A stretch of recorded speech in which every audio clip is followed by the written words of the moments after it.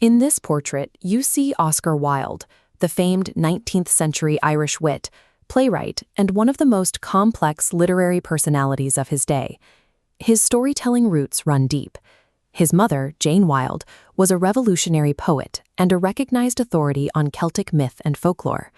His father, Sir William Wilde, was an accomplished eye and ear surgeon who published extensively on his own observations. Wilde absorbed these influences and brought them to London's crowded streets, establishing himself as a prolific journalist and the center of elite literary circles. He emerged as the primary spokesperson for the aesthetic movement. The core philosophy here was art for art's sake, the strict belief that pure aesthetic beauty should take priority over delivering moral lectures. Yet, despite his famous rejection of moralizing literature, Wilde wrote a deeply didactic children's fable. Understanding this choice requires us to look closely at the mechanics of the story itself. This is the cover of the 1888 anthology, The Happy Prince and Other Tales. It is where the Selfish Giant first appeared. The narrative kicks off when a giant returns home from a 7-year absence to find children playing in his pristine garden. He banishes them immediately, building a massive stone wall and posting a harsh warning that trespassers will be prosecuted. We soon realize that this walled-off space represents a physical manifestation of the giant's own soul. Because the children were gone, the garden suffers a rapid, violent freeze.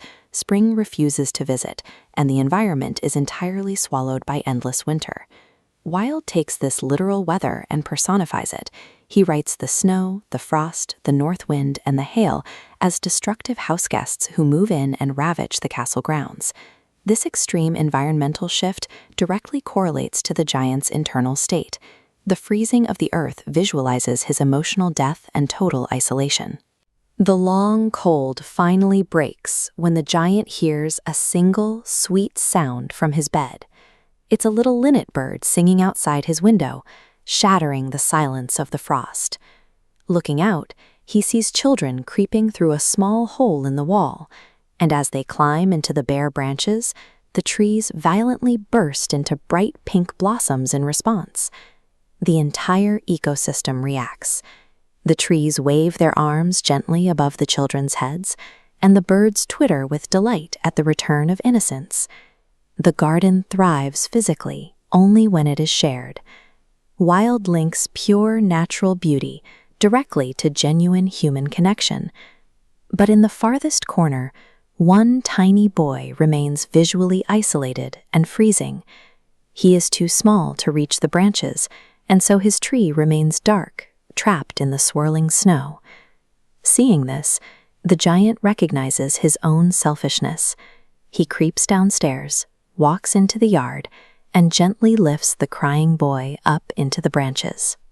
The child immediately stretches out his arms, flings them around the giant's neck, and kisses him. This singular act of grace prompts the giant to take a heavy iron axe and violently shatter the thick stone wall into flying debris, opening his land to everyone forever. Look at that wall as a strict psychological barrier. The thick outer boundary representing the giant's ego fractures and dissolves, finally allowing life back into the center.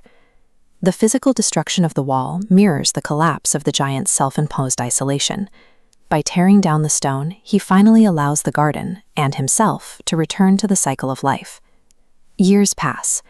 The giant grows old and feeble, no longer able to play, but content to sit in his armchair and watch the children run through the grass. His worldview has entirely shifted. He now openly declares that of all his beautiful flowers, the children are the most beautiful of all. Then, one winter morning, he sees this majestic tree. Its glowing golden branches and silver fruit shimmer softly against the stark white background, and underneath it stands the little boy he had loved. The giant rushes across the grass in joy, but as he gets close, his face turns red with sudden anger. He sees the prints of 2 nails on the child's hands, and the prints of 2 nails on his little feet. This imagery forces a shift in perspective, moving beyond seasonal folklore into the realm of religious sacrifice. These marks identify the child not just as a visitor, but as a representation of Christ himself. These marks represent the stigmata. When the giant asks who dared to hurt him, the child answers that these are the wounds of love.